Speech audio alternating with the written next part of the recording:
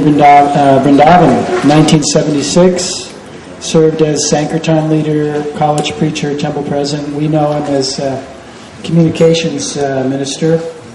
And I think for me, beyond any of the official bio information, I think Annutama, and I've gotten to know Vyenkata Bhatta a little bit, that they're men of integrity and very much care about the Krishna consciousness, and I think it really comes forward in hearing from them. And Vyenkata Bhatta is, I guess, the being groomed by Annutama Prabhu to continue on the work that he's been doing in the communications area. And he was initiated by Radhanath Swami in 1998. He served in New York, Washington, New Jersey, helping with the youth preaching, ministering, college preaching, chaplaincy, and he'll of course tell you about the seminar more. I think we can all appreciate the importance of interfaith work and interfaith work with other religions and also with our own group. So we're just going to wait a few more minutes until these guests come, or what time they think that they want to start. So, additional. As you know, I'm Father McShamus, and this is Sister Mary Elizabeth Catherine Kathleen. Have a seat, sister. We'd like to welcome you all, and we have new guests here today. We'd like to welcome those new guests right now. Hello? Hello? Hello. Well, isn't that interesting then? Good. Hare Krishna. Beg pardon? Hare Krishna. Same to you.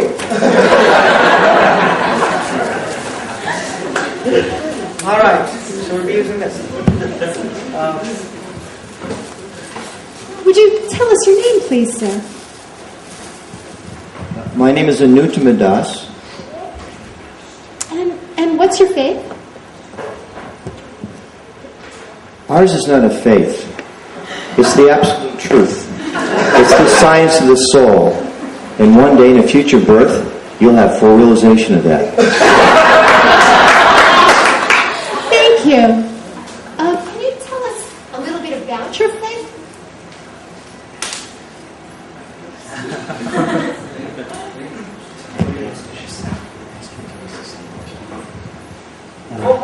First off, what's your name and your faith? Oh, yes. Praise to God, to all the Jesus, Buddha, Allah, Krishna, all of them. They're all one, so praise to them. My name is Vyenkata Bhatta. You can call me George. That's fine. I don't want to offend you or anything. You can call me George. I'm a Christian.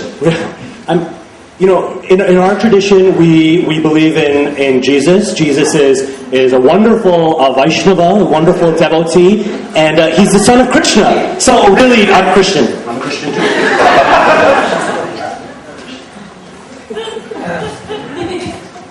Well, would you mind telling us a little bit about your faith? In the 16th chapter of the Bhagavad Gita, the Song of God, it's described there's only two types of beings. The devotees, which include myself, and until a moment ago I was assuming that my fellows. And then there's others. The demons.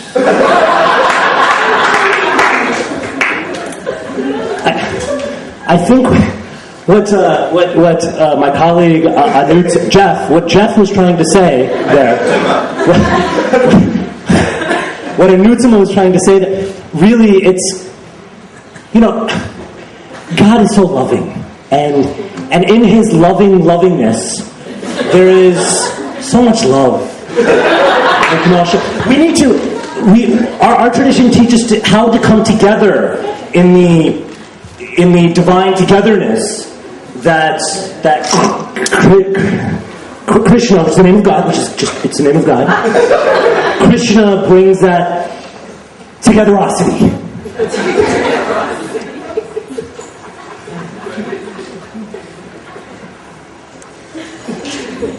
Well, could you tell us a little bit about the essence of your tradition? As a Christian, we believe Jesus died on the cross for our sins, and therefore we have yours. And therefore we have eternal life. What do you have?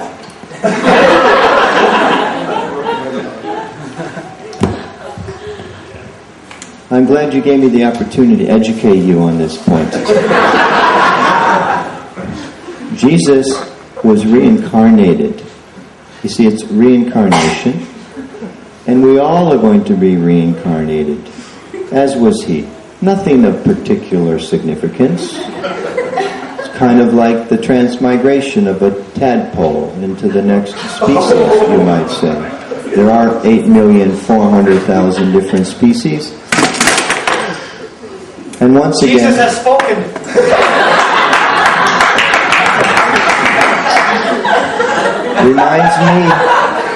It reminds me of the sound of Lord Nrsingadev's approaching.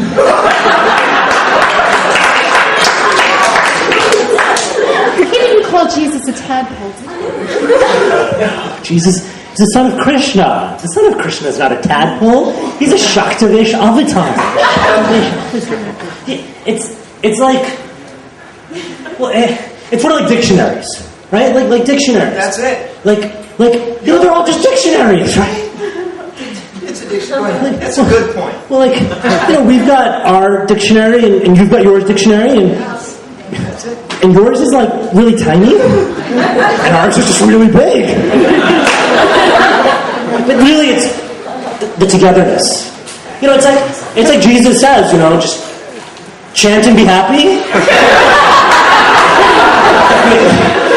The important thing is, I've brought homemade fudge for everyone, and I'd like to just give it out to you all, and we can all be together.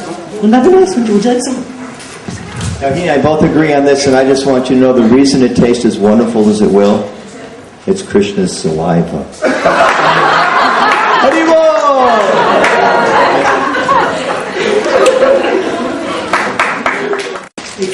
At 8:45, confronted with the interfaith world, and we tend to sometimes, as devotees, go back and forth a little bit schizophrenically, as our two participants in the dialogue did today. So we're very grateful that all of you have come here. We want to look and explore a little bit what's happening in the world of interfaith, how oftentimes most of the time, it doesn't happen in the formal venue that we saw here, but it happens when we get on our bus, on the way to work or on the way to school, and when we walk out to the mailbox, and there's our Muslim neighbor and our Jewish post office person and our Buddhist friend at the medical office, etc. So we wanted to explore that a little bit and talk about how can we feel comfortable in this interfaith world, how can we make the most of it, and how can we try to help fan the seeds of Krishna consciousness in everyone that we meet in a way that they will appreciate, in a way that we also can benefit ourselves.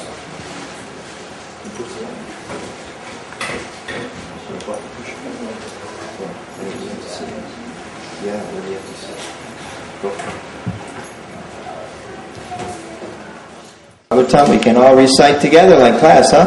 Savaipum samparo dharmo yaktid bhakti ahaitu ki akritiyata yatma supasidati. From the purport, it's said here that this is first-class religious system.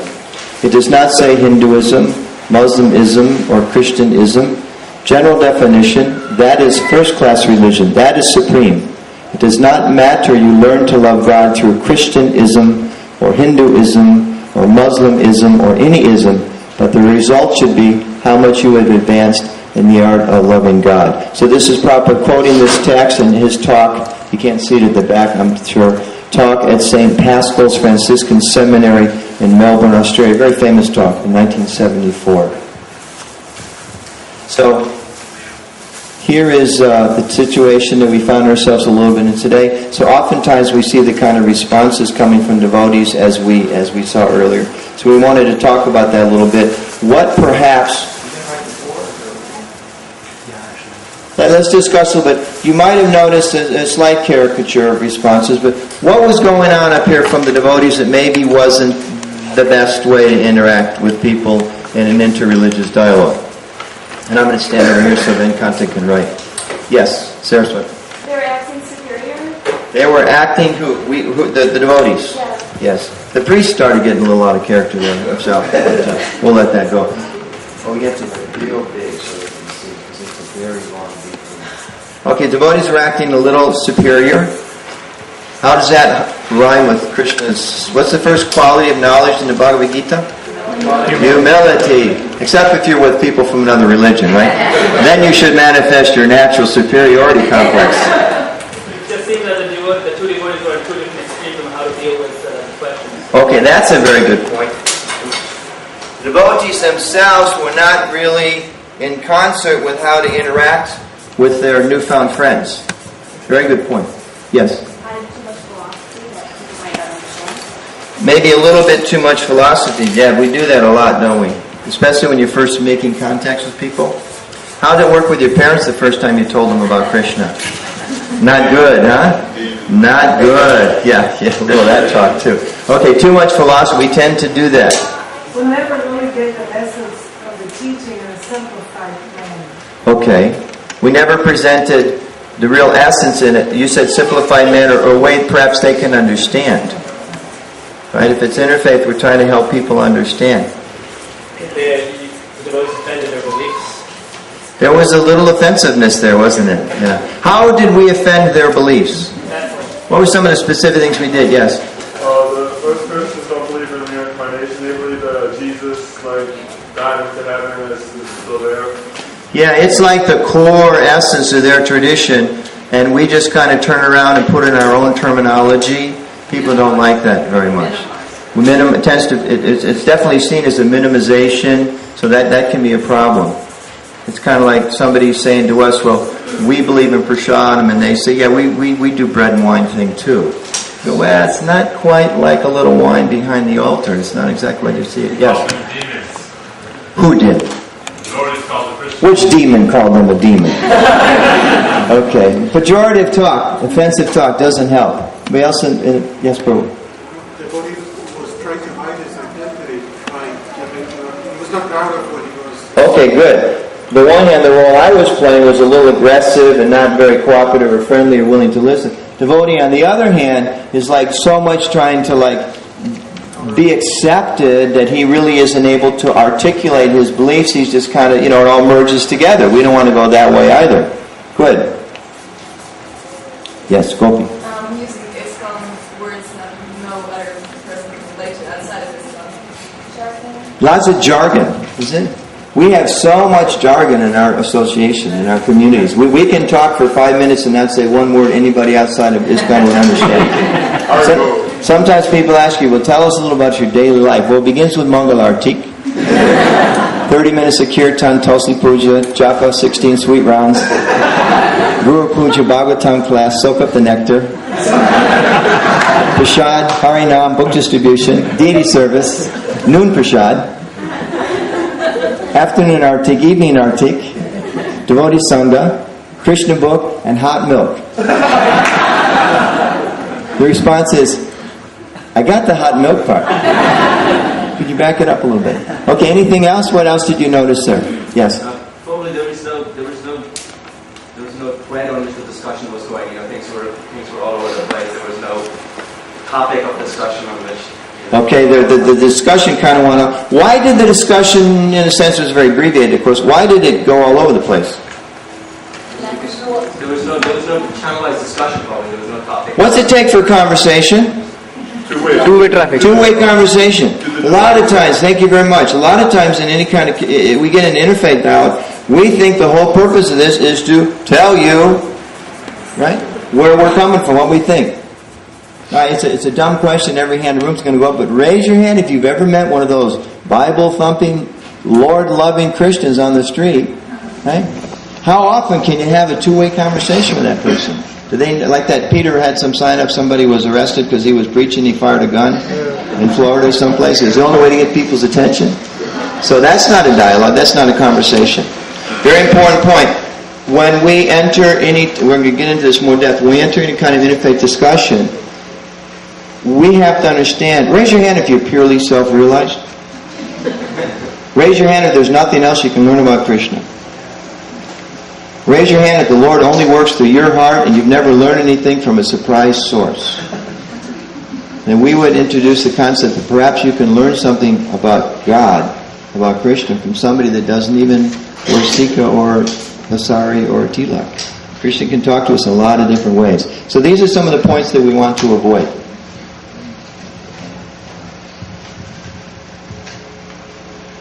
Okay, so we have touched on some of these points, but sometimes it's helpful before we can really get into what something is to kind of clear the misconceptions of what it's not. So these are some kind of common pitfalls, some common things that interfaith is not. And we saw some of it in the skits earlier. Interfaith is not an opportunity to convert. Sometimes we have this idea or this misunderstanding of this famous Prabhupada said, we're here to make Christians into better Christians. And of course we know the best kinds of Christians are Hare Krishna Christians. So, the conclusion of that is it's a preaching opportunity. It is preaching, but it's not an opportunity to convert, right? It's not low-lying fruit. Oh, they've got the God part already, we just need to push them a little further and, shave them off. Comparative shopping. Anyone have any idea what comparative shopping might be?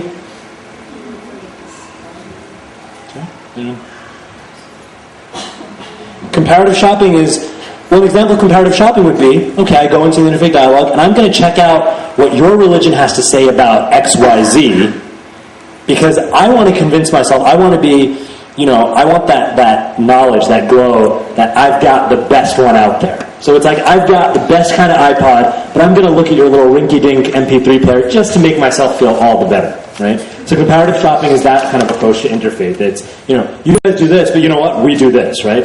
Annutama talks about the wafer and wine that's very common. It's called the Eucharist in Christian traditions. So it's like the other side of that conversation, right? Just as it would be kind of inappropriate for a Christian person to try to gloss over prasadam, it would be equally inappropriate for us to go into seeing the Eucharist and think, well, they give you a cracker about that size and this much wine, and we've got a 7-course feast, so obviously we know who's doing better, right? That's comparative shopping. The debate team. So you're itching to have a debate, right? You've got all your quotes, all your pro-vegetarian quotes, all your reincarnation quotes. And you're looking for a good partner, a good adversary for debate, right? Interfaith is not the place to do that. A means to gather evidence that all religions are actually diluted Vedic culture. Right? So we hear some giggles. Some of you can relate to this a little bit.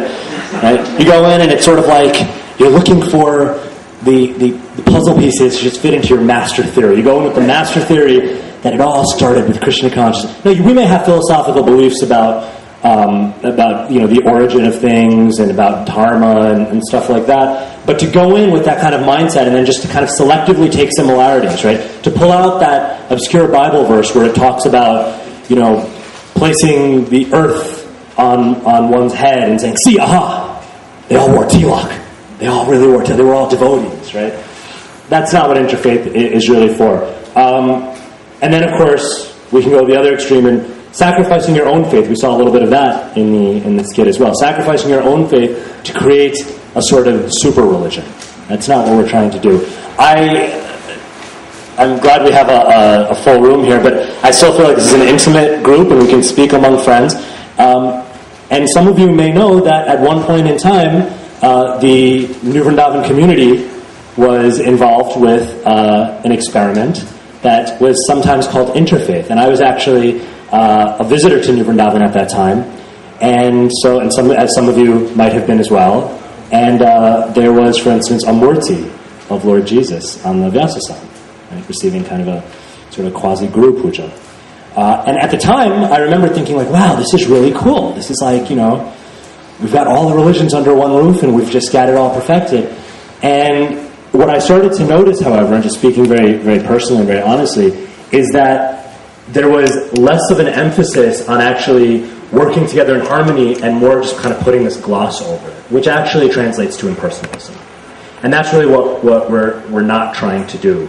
with Interfaith. That actually is not Interfaith. You don't check your personal faith and what makes your faith unique at the door. You bring it to the table, and that's the beauty of Interfaith. I tried to find a picture, and somehow or other, Google has managed to not have a picture of Jesus and the Gnosis on there, which is probably a good thing from a communication standpoint. But I did find this very interesting, probably well-intentioned illustration. But this is kind of an example of something that may not be the most appropriate Interfaith sign, right? Kind of juxtaposing the Hare Krishna balloon on the nice picture of Jesus.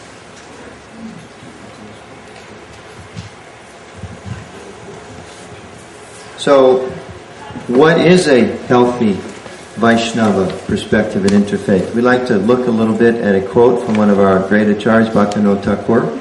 We're very familiar with his time in milieu and his effect upon the foundation, pioneer of our preaching movement. There's a wonderful quote from his book, Sri Chaitanya Sikshamrita, as a model of what our perspective could be when we interact with a different faith or religious tradition or worship of God. Here is being worshipped my adorable highest entity, God in a form different than that of mine. Due to my practice of a different kind, I cannot thoroughly comprehend this system of theirs. But seeing it, I am feeling a greater attachment for my own system. Because I'm not threatened by God being worshipped in a different way. I'm not threatened by their different processes. But my own faith is increased. God is one. I bow down with prostration before His emblem as I see here. And I offer my prayer to my Lord, who had adopted this different emblem, that He may increase my love towards Him.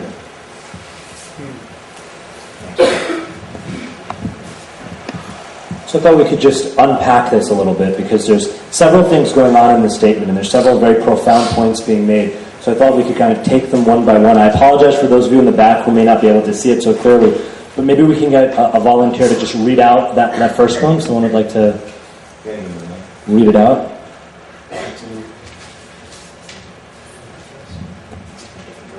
Here is being worshipped my adorable highest entity, God in a different form than that of mine. So here is Bhaktivinoda Thakur's, first of all, right in that first sentence, he's appreciating and acknowledging that it's the same deity. That there is God, but at the same time, he's that same God, that same Krishna, that same adorable highest entity. I mean, the language is just so beautiful. But he's in a different form than that of mine. So off the bat, Bhaktivinoda Thakur is not trying to hide the fact that there's a difference. That this is actually a different form. That this is a form that he's not perhaps so familiar with, but he recognizes that the deity is the same.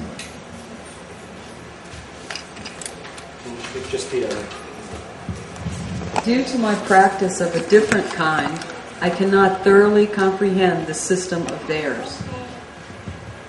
So this is very interesting, right? Bhaktivinoda Thakur, so he acknowledges it's a different form, and now he's acknowledging with humility that because of his own practices, because of his own involvement and his own attachment to his faith tradition, he can't really fully understand this other practice, this other way of worshiping God. He's acknowledging that there's certain things that he just doesn't have access to. Now, he elaborates in this book on where those some of the key places those differences come from. So he talks about different preceptors, sages, and prophets, that we believe that they're individuals, and they had their own personal realization, own personal way of teaching, and he doesn't gloss over that. The different attitudes of the worshippers themselves, that likewise, the worshippers, following in the tradition of those prophets, those sages, the preceptors, have different attitudes, different ways of approaching God. The systems of worship are different. He says some worship by facing a certain direction, some worship standing, some worship sitting. Some worship in temples, some worship within the home. These are different systems of worship. They're different conceptions of the object of worship. So here Bhaktivinoda Thakur are actually quite revolutionary. He actually says that there are those who worship the external deity, and there are those that worship within the mind or within the heart. And finally, of course, there are different names, words, and language. There's linguistic differences, cultural differences.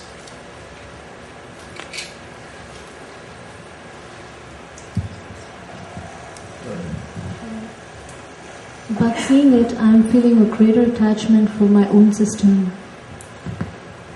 So he sees these differences, he sees that same Lord, and he's not bewildered, his faith is not shaken, rather his faith gets stronger. He says, I'm feeling a greater attachment for my own system. So it's interesting, we can read that incorrectly to mean that, sometimes we have an experience of you see something and you think, well, mine's better. Right? Like we were talking about the comparative shopping. That's not what Bhaktivinoda Thakur is talking about here. He's talking about appreciating that other facet and yet feeling a strengthening of his own faith, feeling that this is a more, he can appreciate a more complete or a stronger feeling for his own faith. But it's nice because Hanuman is usually given as the example of a bhakta in this mood. That Hanuman won't leave the worship of Lord Ram. And this was shown in Gaur Lila in the pastimes of Murari Gupta and Lord Chaitanya, where Hanuman is a bhakta of Ram, and come whatever may, you may present so much knowledge even about Krishna or about different Vishnu forms, but for Hanuman, Lord Ramachandra, Sita Ram, those are his life and soul. So he feels that attachment.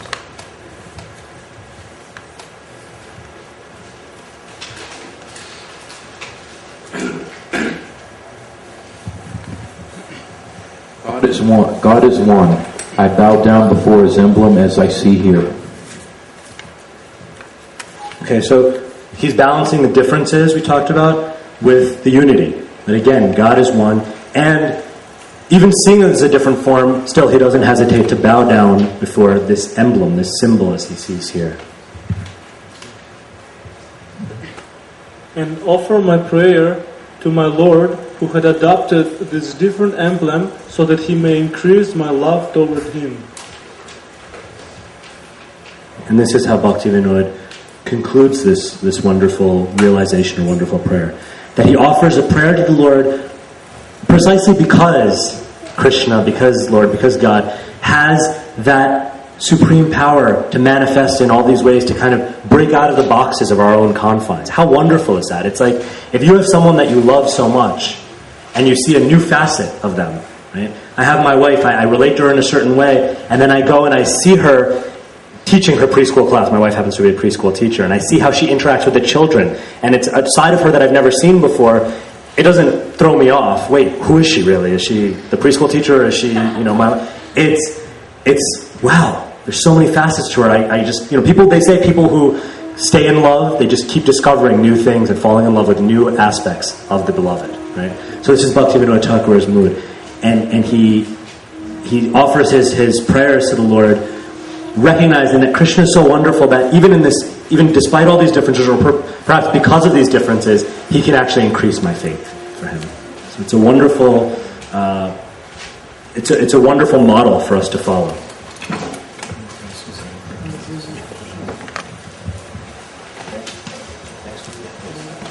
So as a working definition of interfaith, just to get moving forward into some kind of practical sense, so what does this mean for us? What can we do with this? Bhaktivinoda Thakur has opened the door to us to understand the vision of a great Acharya. So this is a generic kind of definition that we work with in our work in communications. Interfaith is when two or more people of faith or religious conviction or spiritual conviction or whatever term you might be comfortable with come together in a positive and cooperative exchange, the result of which is greater faith in one's own tradition and appreciation for the tradition. In Washington, D.C. now, for the last 10 years, we've been having Vaisnava Christian Dialogues, a 2-day retreat.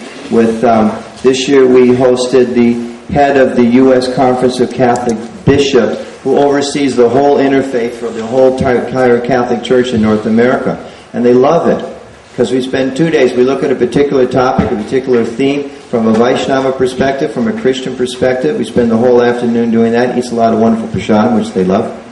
We don't tell them about Krishna's saliva. We leave that one up. We don't talk about that. But and then the next morning we have Vaishnava worship and we have Christian worship. And at the end of the whole event, both groups, 10 Vaishnavas, 10 Christians, walk away with a really profound deepening into their own faith and a real genuine appreciation for the faith of others. As example, one man who's the head of Interfaith Outreach for Georgetown University in Washington, doing lots of proactive work at the end in his organization. At the end of last year's session, he walked out and he said, I've been studying Hinduism for years. I never knew that Chaitanya Vaishnavism was so deep. I've got to study this more closely. He was generally very, very moved by the richness of our tradition. So, a little bit about what kind of attitude do we need to ourselves bring into an interfaith discussion. And I apologize that the room's longer than we anticipated, so the screen's not as big as it could be. David Prosta, can you see from there? You're halfway back. Can you see way at the back? You see that at all? Okay, but you can hear on the mic all right? Okay. You want to read the top line, left-hand side, first line first? First quality, we mentioned earlier, humility. Okay? The unlimited nature of Krishna. We have to go in with some belief that I don't know everything there is to know about Krishna. From now to the end of eternity, I'm going to be learning more about Krishna. What is one of his qualities? He's ever expanding in his beauty and all of his different attributes. So that means I don't have him in a box. I don't know everything there is to know about him. I need to be honest in terms of my own spiritual expression. This gets a little scary. In interfaith, sometimes people ask you if you really follow these principles the entire time. I mean, you folks chant 16 rounds every day your entire life. For how many? Really? Have you done it every day? You have to be ready to go, am I going to lie? Or if you're one of those persons that every day, Bhakti Tirtha Maharaj, every day, never failed. Some of us may not have done that, might have skipped to the next day. You got to be able to say, this is the deep vow I've taken. Sometimes, to be honest, I'm not able to do that every day. I'm trying to make it up, or maybe I slipped a little from my spiritual practice 8 years ago, whatever. You got to be ready to talk from your heart. If you are not deeply, deeply rooted in your own tradition, interfaith is scary. Because what's going to happen, you're going to be challenged. If you chant good rounds, if you've read Prabhupada's books, if you have a deep belief in your own practice, wow, is it wonderful. Because you see it like Bhaktivinoda Thakur. You go deeper. Respect, tolerance, ability to consider the time, place, and circumstances. How can we communicate with people? Once in a while, I've been at a few interfaith dialogues where one of the persons participating from the devotee side brought a whole list of biblical quotes why that proves that what we're doing is right. That's a misuse of time, place, and circumstance. Because on the other hand, they can turn around. This dialogue we have in Washington, D.C., about 8 out of 10 people we dialogue with have PhDs in either Vaishnavism or some other form of Hindu tradition. They know more than most of us. And we have to be very, very careful about trying to upmanship. Mutual understanding and personal realization and exemplary behavior in our own practice of Krishna consciousness. Here's some guidelines. There's some source that's available. There's some source that's available on the internet. If you go to ISKCON.com, you can get the electric version of our booklet, which was put together a few years ago. The ISKCON official statement on ISKCON in relationship to people in faith of God. So we're going to excerpt some of that. It's a wonderful resource. We encourage you all to look at that. ISKCON.com on the web. Some general guidelines. We should enter interfaith or have a perspective. The aim is to form genuine personal relationships to promote understanding. That's the purpose. If you want to have a relationship with a person of other faith, do interfaith. If you don't have a relationship, forget it. If you want to stand in the soapbox like the guy downtown, that doesn't work. That's not interfaith. The ability to listen to and value others' contributions with respect. To let members of other faiths express their beliefs and define themselves. I believe Jesus died for my sins. Oh, that's reincarnation. You violated this principle. We have to let them define themselves with open heart and just hear what they say. Last one. Do not compare our ideals with the practice of others. In other words, we don't want to be compared to Prabhupada in terms of our purity. We shouldn't compare them to Jesus. Sometimes we do that. Well, if you're really a Christian, you ought to do everything Jesus said, but, we don't want to talk about the ways that we fall short. So we're all human. We have to understand that. Okay? Respect the diet, dress, and etiquette of others. That means we have to understand that not everybody's going to follow the same practice as we do. And sometimes I've seen situations with devotees. If we occasionally interacting with people, we might eat food that's from another's household, not a devotee's household. We would expect them, even your parents, isn't it? If you tell your mom what you need in what she's cooking, and you ask her 15 times, and if she's thinking in the back of her mind, well, a little, what's a little lard mixed in with the curd? It won't hurt anything. We'd be shocked. I'm not coming home for the next 6 months. I can't trust you anymore. Wouldn't it ruin the relationship? Have any of you ever heard devotees say, when someone comes up and says, I'm vegan, and you hear a devotee say under their breath, a little butter won't hurt you? Raise your hand if you've heard that. Okay, too many of us. Is that respect? No. If we don't respect someone else's faith, because we think we know better, what about if they don't respect our faith because they think they know better? That's a hellish planet. We're not meant to live in a hellish planet or promote hellish lifestyle. We're meant to establish the principles of religion and faith and respect for each other. So that's what this is referring to. Do not disparage the beliefs of others. Inquire politely. Be honest and straightforward about your intentions. You know, our intention should be, as we said, we're trying to learn from each other. We're trying to understand. There's different types of interfaith. We're going to talk about that later. Some are more theological. Some are more practical. Some are more casual. But these are some of the general guidelines. Do not feel the need to convert others. That's not what it's about. It's not about conversion. Interfaith is not. We all know we're trying to preach. We're trying to introduce Lord Chaitanya's movement. There's a lot of people out there that don't have any particular religious affiliation or philosophy. If somebody is, as Prabhupada said, committed to their own practice, don't try to convert them. They'll simply lose faith across the board. That's not our purpose. Our purpose is to help enrich one another. I don't think we have time to go through all this. I think it's too late. Okay, we're going to jump through a couple of slides just because of the time.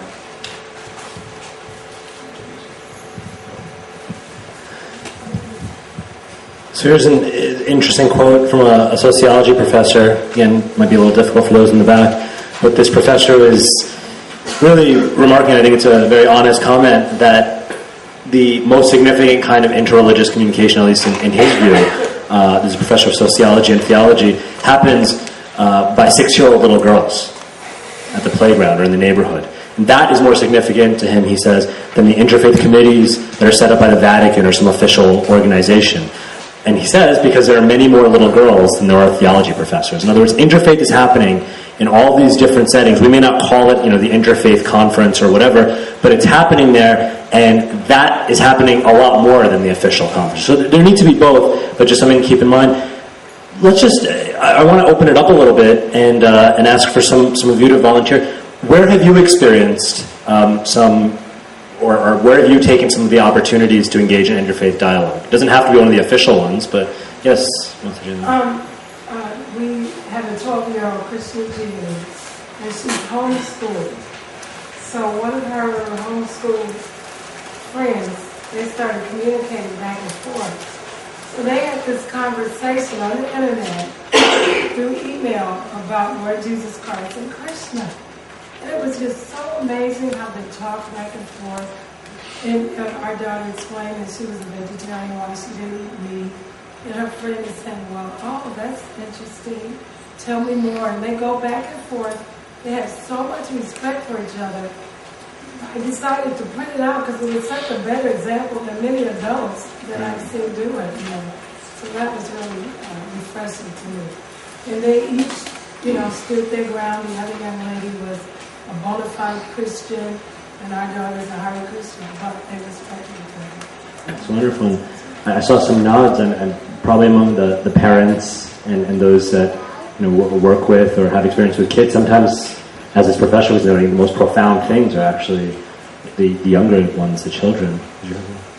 Yeah, I just wanted to say, at my job, there are we have employees of many different faiths, and I sometimes send prashad over. I'll make cookies or cupcakes or something. And, I don't tell them, this is Krishna prashad. I don't go so far in the explanation. But it's an opportunity for me to give them prashad, and then I'll bring up the point of being a vegetarian, and I'll ask them about their practices. And we've had many nice conversations where we just learn about one another. It's nothing heavy or, no pressure on anybody, but it's just a nice exchange. That's nice. There's an opportunity where, we've heard about some of the negative ways of doing it, especially with vegetarianism. Sometimes it could be a touchy topic. That's not to say that we can't have those kinds of conversations, right? So here's an example of an opportunity, maybe perhaps over some cupcakes, where that conversation is taking place, but it's taking place as a two-way street where people are learning about each other's practices. Let's get a couple more. Yes, over here. Maybe you can stand up and project your voice mostly that way so we can hear you real clear? Sure. So I'll try my best. The one thing I wanted to bring about was, the discussion I had with a fellow, with a colleague of mine. This person happens to be of Jewish faith, and he seems to be deeply interested in just, what people are doing around, what faiths they follow, what kind of lifestyles they lead, and things like that. And since I work something related to computer sciences, there's a lot of other Indians and Hindus and generic Hindus and all sorts of people in there, who are not very careful about what they eat. Whereas I'm sitting out in the corner, introspecting everything, and looking at stuff, and my own little box and everything. So just start off the conversation. What's going on? What are you eating? What is vegetarian food that you're eating? One thing led to another. Soon we're talking about the Matzah altar, and how the counterpart in Christian, and Jewish faith, and the Old Testament and all those things. And we go about this conversation for 10-20 minutes, and he's like, "Did you hear anything about Hare Krishnas?" I'm like, "No, I don't know anything about Hare Krishnas." He's like, there's people in New York, a lot of people from the Jewish faith, they know about this Hare Krishna. I'm like, I don't know anything about it. I'm just kind of Vaishnava. I apologize. I guess, I should have been honest in the hindsight, about, learning from that later on. But I was just trying to have a dialogue without getting, the Hare Krishna, because it's saying in New Jersey, if you say Hare Krishna or, or something like that, chances are, a lot of people just know what you're talking about, oh yeah, I'm self-reflect people, but that was just one. Another interesting conversations in a workplace environment. We may need to work on that part. We may need to have an ISKCON communications conversation about coming out of the Hare Krishna closet, but that's another subject. We have some. In Cleveland, we have many opportunities to interact with people of other religions, and I'll just mention 3 of them. One of them is called Interact Cleveland. It's an organization of 70 mosques, temples, synagogues that work together to do social service, and we have our own executive director of the social service program, etc. But the Hare Krishna community gets an opportunity to work on one of the projects called the Homeless Stand Down, which is every February, and we're given a budget of a sizable amount to prepare prashad. And in preparing that prashad, we have Christians and Jews and Muslims that are aiding and serving over 300 to sometimes up to 600 people, 200 volunteers and 400 homeless people. And you can listen to the conversations that take place in the sharing, especially when we learn about the Prashad or something in Hare Christmas. Another opportunity, as a result of that, we met a minister who have invited Krishna and I to his church several times, and the last time he was not even present. He always tells us to talk about what we want to talk about as far as Islam and as far as Krishna consciousness. And he's not going to be there the next time that we come, which will be in June. And the church asks us to come back, not just him. And so we're making friends by how we share the Islam and the Krishna consciousness. The other one is the Lord Have Mercy Festival that we do every year. Except for last year, we did not do it. And this, the Vyenkata Bhatta has invited people from all religions and all faiths to come and share artistically in dance, in music, just how the Lord has mercy with you and your religion. So we had at least 9 communities to be in the last Lord Have Mercy Festival 2 years ago. So we're expecting to do that again this year. So we're not doing a lot of preaching to each other, we're just sharing. Thank you. I'm not sure if everyone here knows Tariq and Krishnandini. Can the 2 of you stand up for just a second? This is very successful, a little uncommon. It's not really the purpose of our program to promote this particular type of interfaith dialogue, but it's one we should have great gratitude. Tariq Prabhu is Muslim, and Krishna. Or I should say, Muslim is the best way to say for the Muslim. So when you're around all Muslims, you say Muslim rather than Muslim. Muslim. You'll be more comfortable. Okay, thank you. M-O like a moose. With antlers. Yeah, but don't say it the way you remember it out loud. Just say that in your mind and then say Muslim. And Krishnandini is long-standing, very, very committed devotee of the Krishna conscious movement. So there's a wonderful example of interfaith within a marriage. And we're going to be seeing more of those. So. Krishnagini is also the leader of our Grihastha Vision team, so if you have a chance, those of you in Grihastha Ashram, she's doing wonderful work to promote Grihastha Ashram. And you're doing a seminar when? Tomorrow at 10:30. Tomorrow at 10:30, Strengthening Our Marriages, an introduction to the Grihastha course, which we have to strengthen marriages and premarital training and all those things. So please take advantage of their association. I have to say now, whenever I dialogue with Muslims, I'm just gonna see antlers. It's gonna be very difficult now, but I'm gonna try anyway. I'm gonna plug away at that. So we heard some really wonderful opportunities there in Cleveland, and one thing we heard, we talked a little bit about dialogue, but we heard another side of interfaith, which is joint service. How many of you have had an experience of doing service with people of other faiths? Yeah, so you can review. Can you share perhaps a little bit of? Well, in school, like stand up, please. In school, we're part of like the Honor Society, and we do community service. And I work with like other people that have different faith and different culture. And like my best friend, he's Christian, and I work with him a lot around the community, and we do community service together. And him and I talk about our faith all the time with each other, just in a friendly manner, not to try and convert each other, but we discuss our different beliefs and we get along with each other.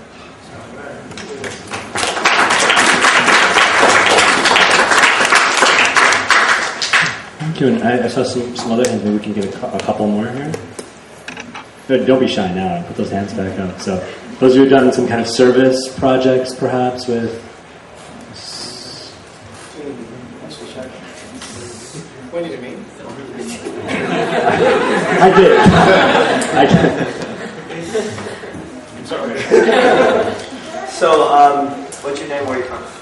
My name is Tejava. I'm from Toronto. I'm an alcoholic from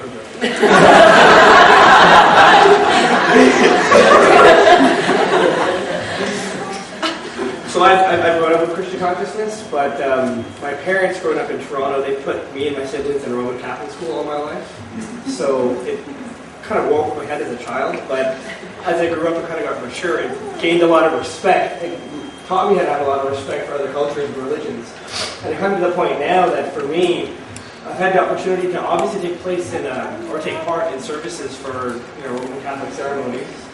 I've actually been baptized, and I've had my first communion and all that. You're safe. So it's been interesting. He's hedging his bets. Just covering my bases. But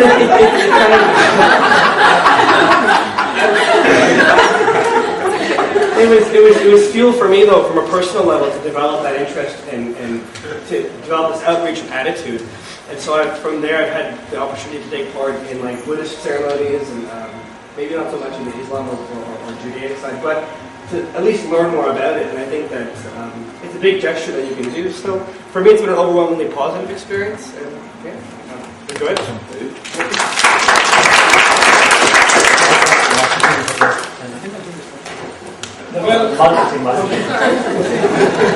Same thing.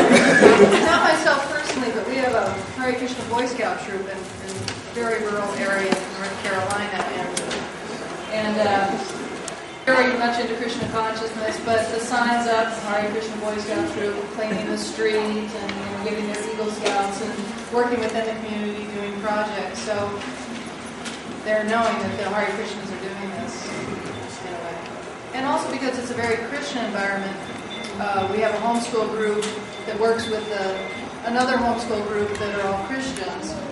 And they've been very accepting, although half the group stopped coming when they heard that some Hare Krishnas were coming. The ones that didn't have been so inviting and inspiring.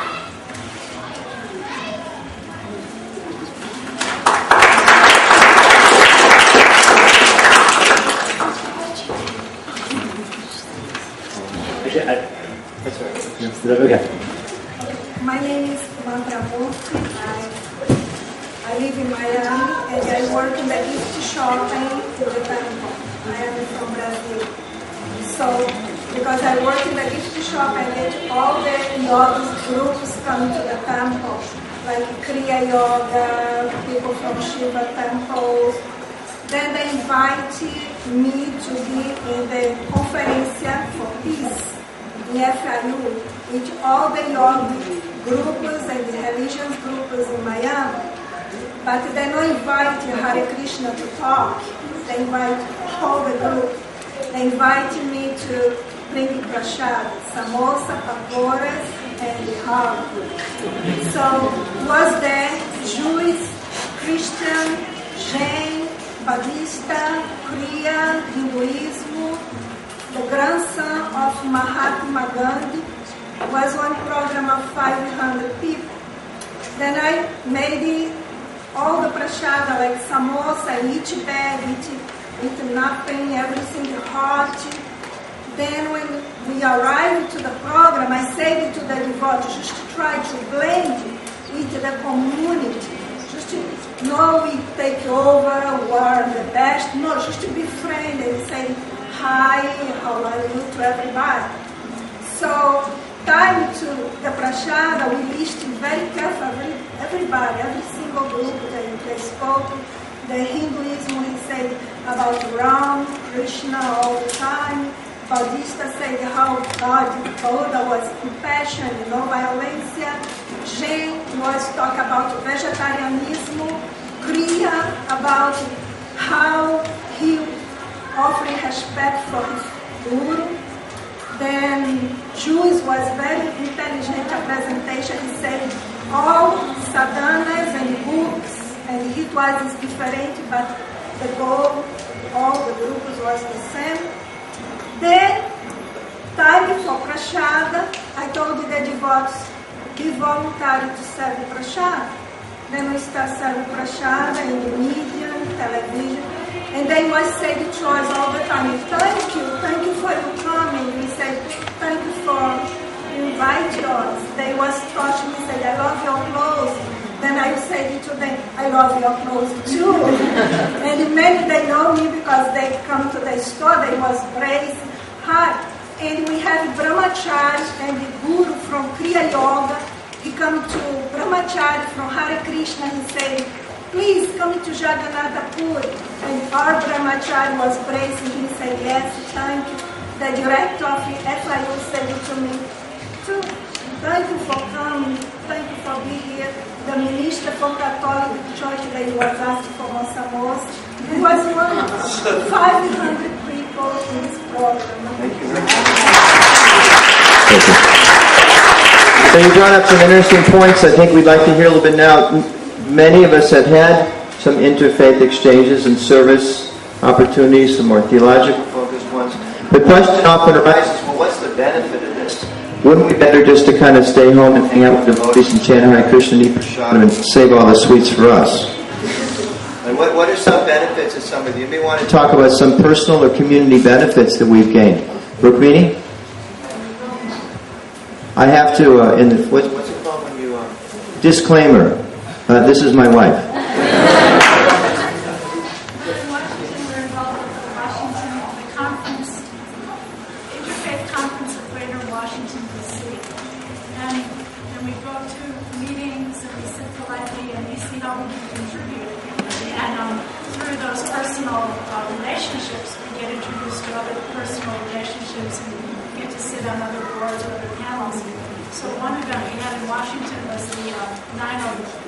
September 11th Unity Walk, where all different religions got together and walked for, religious understanding and peace on September 11th.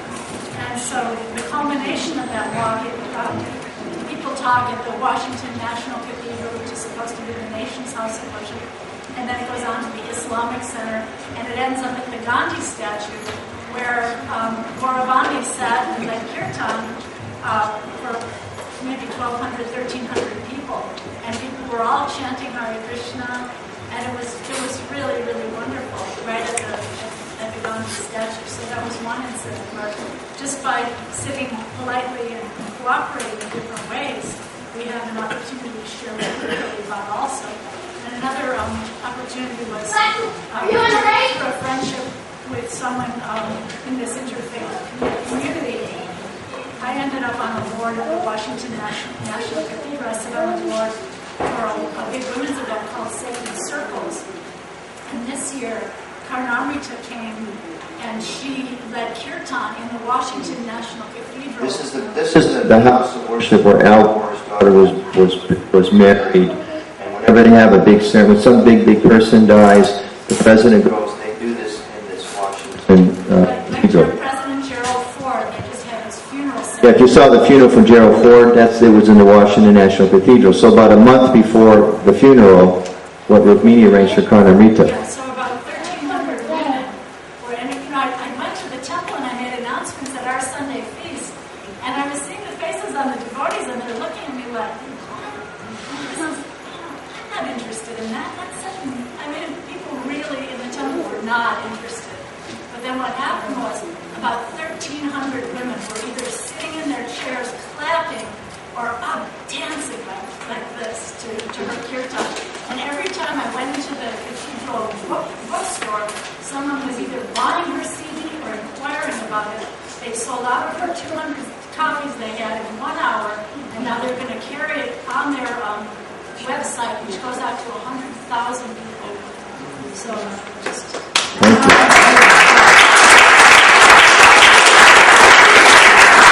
Just a side comment. This all comes as a result of Rukmini's hard work. It's not all like you walk in, you meet these people, and they say, well, can you stand in front of the stage and tell us what the absolute truth is tomorrow night? This is a lot, it's a lot of hard work. It's cultivation relationships. She's been a member of this committee for years and has brought leading Muslim women to speak in front of this community. She's arranged for leading Buddhist speakers from around the world to come, because she believes in the concept that if we bring people together to talk about God, that everyone's going to be benefited. And as part of that, as they respect her and her contributions, and she says, I've got a wonderful singer who's really up and coming in this whole kirtan ras that's becoming such a big thing. She's able to have her come and have the main stage, and like she said, for 30 minutes chant Hare Krishna. So a lot of work went into that, but it can bear a wonderful fruit. Some other comments on some of the benefits that we can get or have gotten? Yes. This is one of our graduates, the Bhaktivedanta College, Key Jai. If you're thinking about to go to college, if you have a child or a son or daughter who's approaching that age, please speak with her and she can give you the whole rundown on the wonderful opportunity. You can get a degree in theology at a Hare Krishna community by an authorized university, University of Wales at Lancaster. She can tell you Lampeter. I only took 1 year. But anyway, so my name is Krishna Chandra, and benefits of Interfaith, that's what we're going to say. You embarrass me. Okay. So I was just thinking that one thing about being able to develop these relationships is that these people of other faiths will then tell other people about how, we're also an established religion. And that's good just for our image to be what it really is and what Prabhupada wanted it to be. And then maybe even other people who are, searching or whatever, they won't just dismiss us as a cult anymore, but they might be genuinely interested. And so even though, we're not looking to convert people, somewhere down the line, some people will start to have more interest in Christian consciousness because of what we're doing in Interfaith.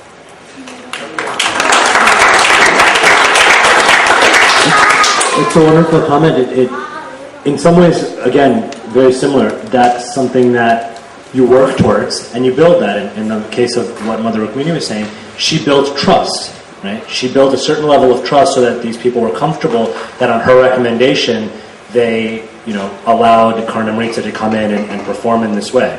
They trusted who she was, right? She had integrity there. And then we heard about building credibility.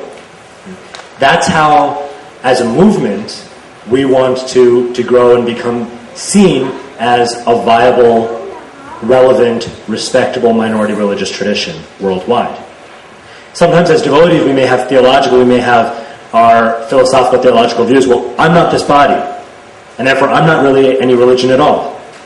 But guess what? In interfaith dialogues, they don't have the seat for spirit, soul, no tradition at all.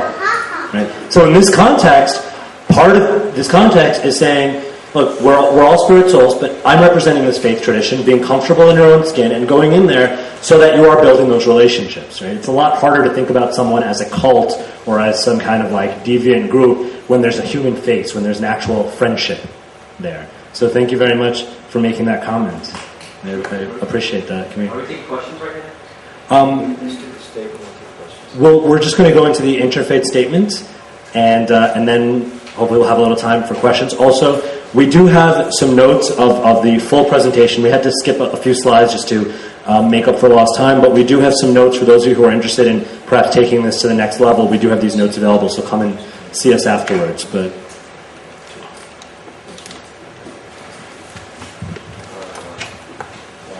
yeah, this brings up an interesting question of identity. One thing that's always exciting as a devotee when you do an interfaith dialogue is people ask the roots of our tradition, the nature of our tradition, the founder. We can tell them about Prabhupada. The question always comes up, well, are you from India? What's the difference between ISKCON and Hinduism? Are you Hindus? Aren't you Hindus? Etc. It's an issue that we all understand. And Gruda Prabhu was here. We could have him come in and give a 1 hour professorial lecture on the topic. But as Vyenkata was mentioning, when we do interfaith dialogue, people want to know where you're coming from, what's your tradition. And it either boils down to you have some tradition or you're brand new. And if you're brand new, that means in the eyes of some people you're a cult. And we know we're not brand new. Our books are written in Sanskrit. Our books are written in Bengali. We have great saints that go back thousands of years. So this is an official statement, the beginning of it. We don't have time to review the whole booklet. I mentioned earlier this booklet is available in electronic form. ISKCON, in relation to people of faith in God, on the ISKCON.com site. You can take a look at that. Brief introduction, which we use as our official statement, who we are. ISKCON belongs to the Gaudiya Vaisnava Sampradaya, denomination or tradition, a monotheistic tradition within Vedic or Hindu culture. Hindu culture is vast, and the term encompasses numerous theologies, philosophies, religious traditions, and spiritual cultures. Thus, dialogue with Hindu traditions has been difficult for many seeking such dialogue. There are no official representatives of Hinduism, as the term Hinduism does not imply a single spiritual tradition. You know, it's a whole family of belief that encompasses South Asia. So we have connections. However, here's who we are. We are the Gaudiya Vaisnava Sampradaya. This statement, therefore, that is within our document, we're not going to pack it entirely, is representative of Hindu culture and religion as manifest in ISKCON, a Vedantic monotheistic Vaishnava tradition. I just want to look at the very beginning of this interfaith statement on path. This kind of gives some outline of how we can interact with people of other traditions. In ISKCON, we consider love of a supreme spiritual God to be the highest form of religion expression. People ask you, what do you guys believe? We believe that the highest form of religious expression is love of a supreme personal God. Right? No discussion on that point. And here's where it opens the bridge to other traditions. We recognize and respect this expression in other theistic traditions. What's an example of that? Where we respect that there is an understanding that love of God is the perfection. Jesus Christ. What traditions? Christianity. Any others? Buddhism. Islam also points that out. Love of God is the topmost perfection. Okay? Prabhupada said that. Vaishnavas are, Christians are also Vaishnavas. Great respect for the Prophet Muhammad. Second, interesting level. We respect the spiritual worth of paths of genuine self-realization and search for the absolute truth, in which the concept of a personal deity is not explicit. What's an example of that? Personal path within the Vedic tradition. Do we have respect for impersonalists? We argue in all times. Somebody shook their head. What canto is the Bhagavatam where Prabhupada specifically says you should pay obeisance to a sannyasi, whatever lineage he comes in? You read that? We respect renunciation, we respect spirituality, we respect austerity of any tradition it comes. We may not have ultimate belief or acceptance of their Siddhanta, but respect is definitely there. So what's another example? It's a path where the personal deity is not explicit. What's a big one? Very popular in America these days. Buddhism. Okay? Last point. Other communities and organizations advocating humanitarian, ethical, and moral standards are also valued as being beneficial to society. So this is just a brief, really quick 3-paragraph overview. What the Vaishnava perspective is, if you are teaching love of God, we're with you. We believe that's the highest perfection. We can share very deeply in our understanding of God. If you are also practicing the spiritual path, where the personal deity is not explicit, like Buddhism, we can greatly value that. We value the spirituality of that. Is it the highest thing? Not according to our tradition. But it has tremendous value. And there are other processes, there are other people involved in humanitarian and other such exercises. We also value that. Sometimes devotees have this tendency to think, if you're not practicing pure devotional service, it's all the same. But we heard Peter this morning talking, Prabhupada told him, just make people vegetarian. Is becoming a vegetarian the perfection of life? No. But it certainly helps remove the sins. It helps people from understanding Krishna. See, these are some general, real brief introduction to the interfaith statement. And can we take questions?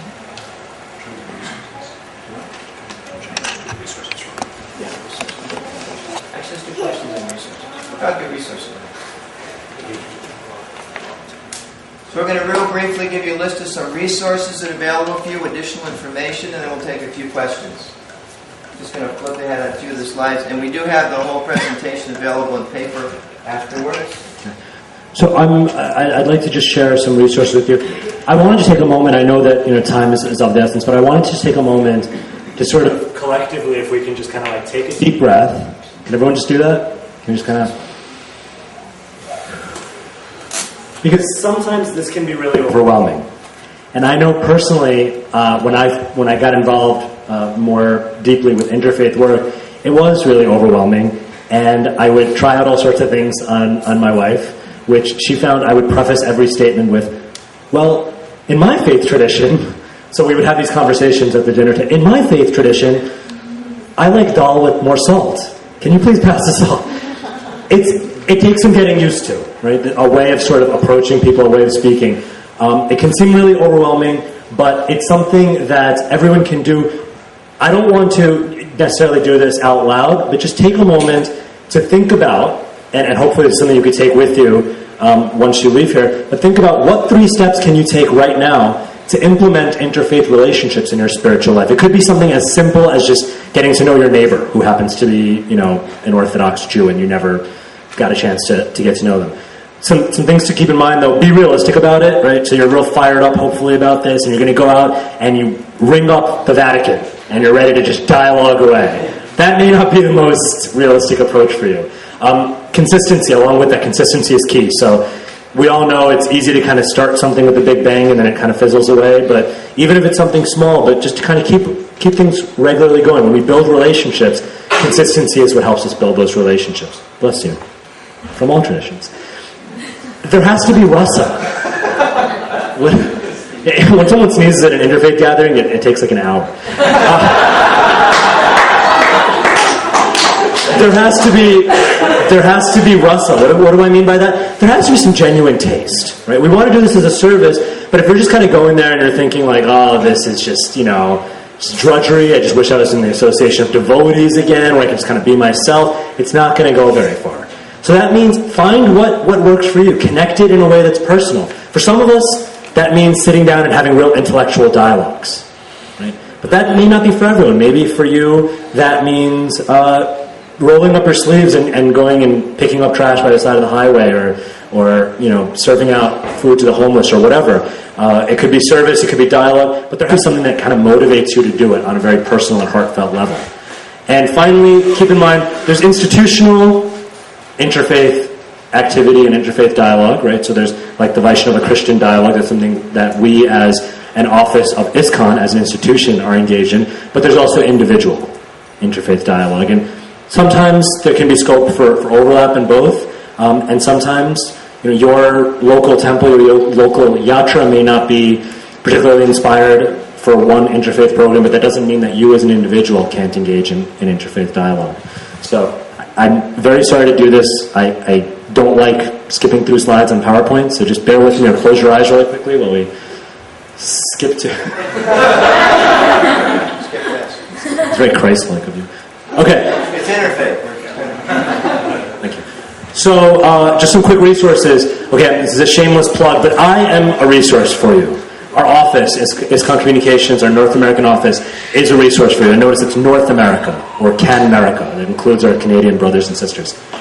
I am your humble communication servant. That's one of the things that I'd like to do is connect with you on the local level and help to maybe get the ball rolling or to help work out some issues or just kind of be a resource for you in that way. That's my email address, and you can come by the booth if you'd like, and I can give you some more information there. Our phone numbers are there, and somehow or other we're blogging now, much to Annutama Prabhu's excitement, because he's really into technology. So, but we are in the blogosphere, so we expect some interfaith tips and experiences and things like that on the blog.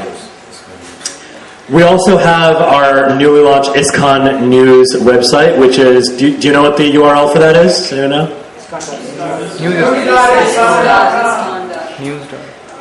Okay, we need to do a little bit more work promoting that. News.iscon.com. That is our official news site, and there's going to be a great deal of stories about interfaith work that's happening. And we invite you to send in stories and to be correspondents for us and let us know about the great interfaith work that you'll be engaged in. Another resource is the ISKCON Communications Journal. That is, you can get that electronically online, and there's a lot of articles from an academic perspective on interfaith there, very relevant stuff. There's an organization that we're a part of called the Religion Communicators Council. Annutama Prabhu and I are both part of that, and Annutama Prabhu has served on the board of that organization. It's basically communication professionals from all different religious traditions, kind of helping one another. There are local chapters of that, and if you are inspired and you'd like to take part in that, please let us know and we can help arrange that. And there's so many interfaith organizations. We've heard about a couple of them. One that I'm very active with and I would highly recommend to, especially if you have an interest in peace building and sustainable development and things of that nature, is a group called the World Council of Religions for Peace. It's an international organization. I was fortunate enough to attend a world summit that was held in Japan last year that was attended by the Prime Minister of Japan and very high dignitaries, and I was able to represent our tradition there and take part. It's a great group, so if you're interested in that, please do look them up, and again, let us know how we can make those connections for you. So I think now if we have some time. I just thought this was such a beautiful picture of Krishna. I know we all have our individual tastes, but somehow this picture really spoke to me, so I figured out a way to sneak it into the presentation twice. So I hope you don't mind. So we're officially out of time. We started at the time because of Peter's change at noon. It's been an hour and 15 minutes, which are a lot of time. An hour and 15. Yeah. So we're officially out of time, but Vyenkata and I will both stay. If you have any questions, you can just find your way forward. We'll fast for your pleasure. And just come on up. Be happy to answer any questions for you. Can I make one comment real quick? One very quick comment from the front row. This was really seemed very official. What can you do in official capacity? But I've been living outside the temple for a long time, and my experience is that you can do this on a real personal level where you work, and it changes the whole atmosphere where you work because you're no longer working with demons, which is a problem for devotees. I'm going to work every day with all these demons, so little by little, you just have a little bit of prasadam, you share it with them, you talk a little. Invariably, people want to know a little bit more, and if you're not aggressive, you're just sharing what you believe, then some people are very interested, some people are just they know something about Hare Krishnas now. If that's the only thing I accomplished is that now they can say, oh yeah, I know a Hare Krishna. Then when they meet somebody in the street that's distributing books or they hear something else about it, they're much more inclined to be favorable or at least not negative. They'll just at least be neutral. And that's real important. And when we had our installation at the Panchatattva installation, I talked to people at work and said, this is a real auspicious thing. It's real important in my religion, and we're going to be feeding sadhus, and we're going to be feeding pilgrims, and could you all chip in? And they all did. So we got a bell at work now that because of a donation that everybody at the post office in Key West, and they got a little letter that I posted for a while, and it was all based on, and it's a relief, because I can be who I am. I don't have to say, and I understand how that happens, where you say, no, I don't know anything about the Hare Krishnas, but it's such a relief to not have to be somebody different. So even if you just, Werther's Originals, if you don't have time for prasadam to make it, I understand that happens. Werther's Originals are kind of plain, it's just butter and sugar, and you can offer them, and you have a little bowl on your desk, and people will walk all the way across the room to get my bowl of Werther's Originals if I don't have cookies or something. And they don't know why. And they'll say it. I don't know why I like yours better. You know? And I don't never necessarily share why, but, you know, it makes it so much easier to go to work every day.